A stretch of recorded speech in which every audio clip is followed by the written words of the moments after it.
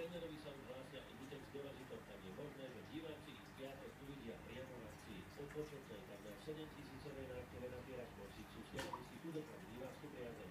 Fanúšikom odkazujú, že vstupenky našli platne aj v piatok na Izobere.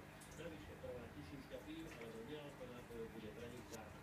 Zápas Slovana z NFL sa začína na Paslíkov v piatok o 18:30.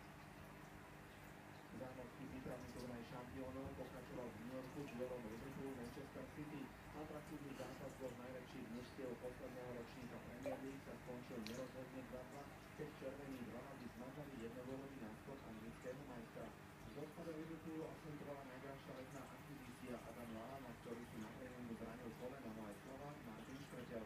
Na penálty zvíťazil Liverpool 3-1 a je blízko v prvenstvu v skupine.